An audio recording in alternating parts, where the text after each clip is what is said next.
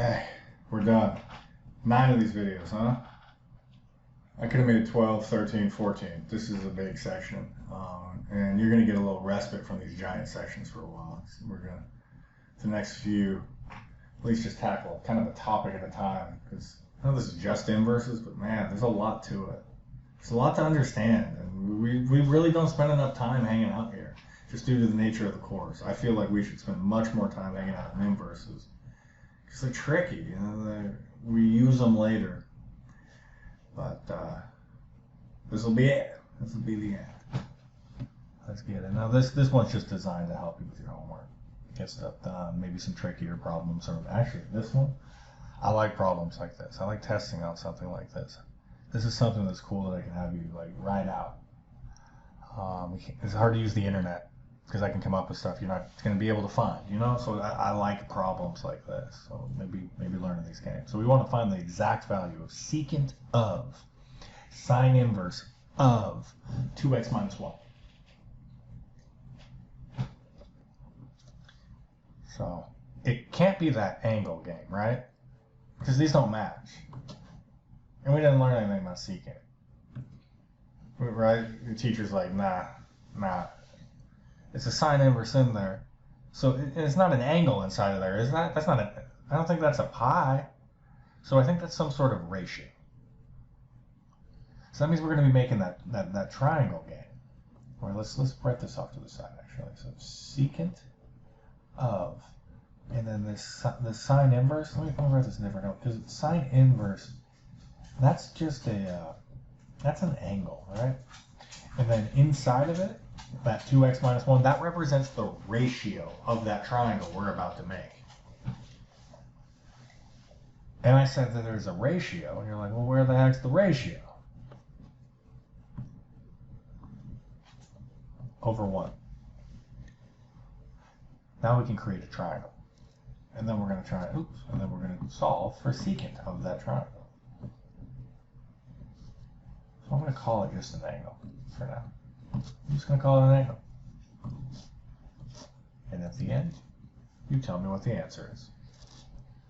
So let's draw it in. You can just make it in the first quadrant. Whenever you have variables in there, it actually will just take care of itself, whether I was to draw this in the first or the fourth quadrant. The only places you could make a triangle to do this would be the first and the fourth when dealing with inverse sine. It would be the first and the second if you were dealing with inverse cosine. So we would just write it in this manner into the first or the fourth. It makes no difference, but I think it makes more sense to just leave it up here in the first.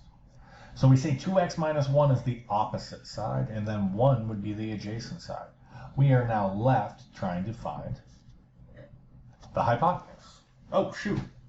What am I doing? I got that backwards. I'm starting to think tangent. I don't know where the heck I'm going. That's sine inverse. That wouldn't be over there. That would be the 1 would be up in the hypotenuse, and we would actually be looking for that adjacent side.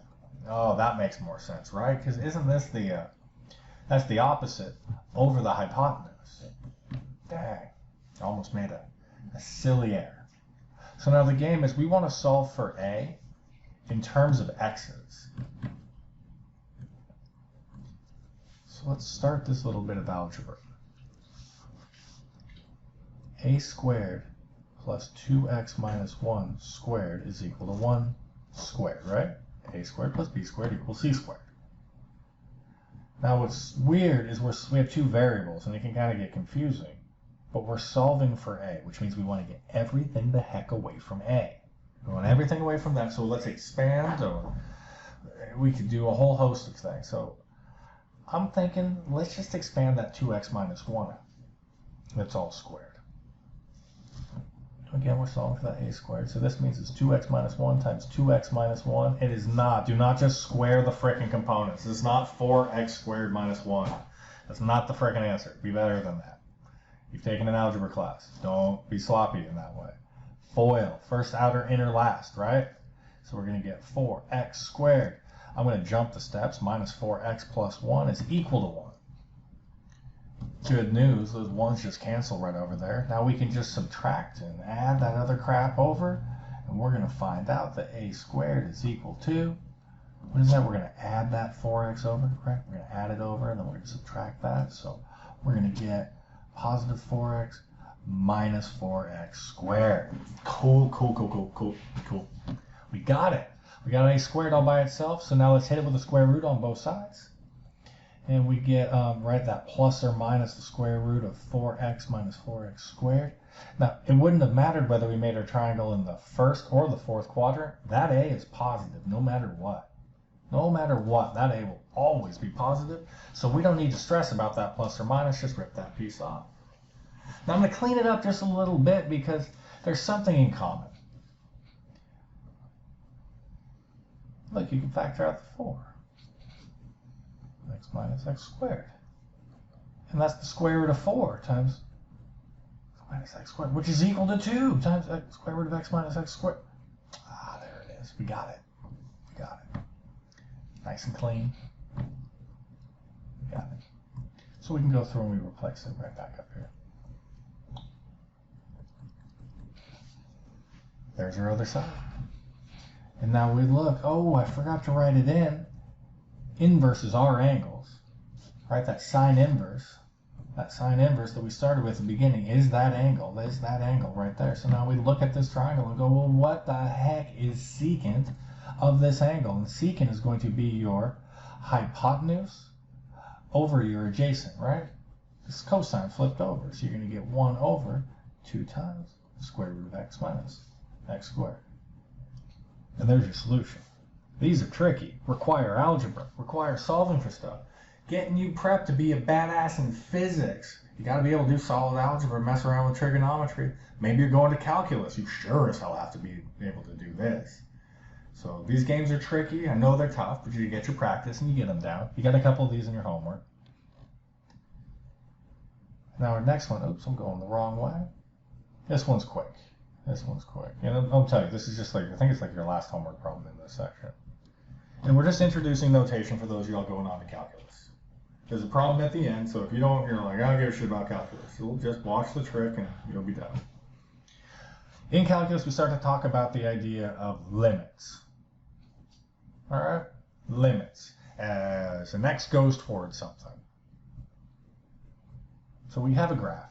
We just wrote down y is equal to inverse tangent of x.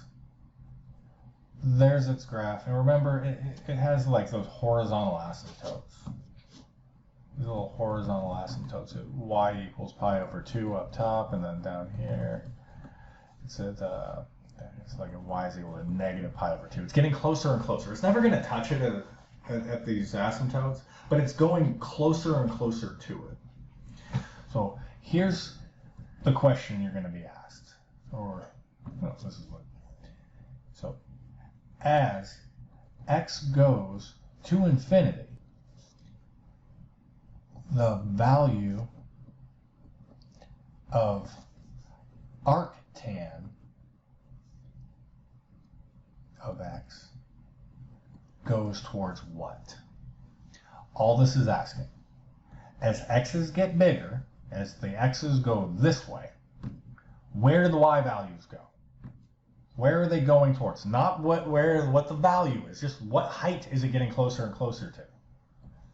What height is it getting closer and closer to as you take this thing, as your x values get bigger? We go this way.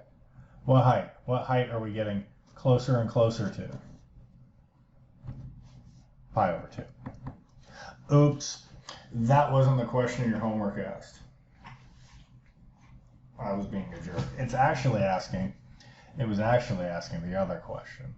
It says as x goes to negative infinity, the value of arctan of x, or inverse tangent of x, goes towards what? What we're saying is our x values go this way. As they get smaller, they go towards the negative values. What height's this thing going towards? What's the y value going towards? What's the y value going towards? Negative pi over 2. There you go. Just gave you the answer right there. It's how you can do your last problem. It's not the last problem, it's the second to last problem, actually. You have a word problem after, and it's not that bad. And I'll talk about word problems in 1.8, because that's the game, solving stuff, applying it to things, seeing why we like inverses, because they solve for angles. And then we will begin into my favorite section of the whole thing. 2.1.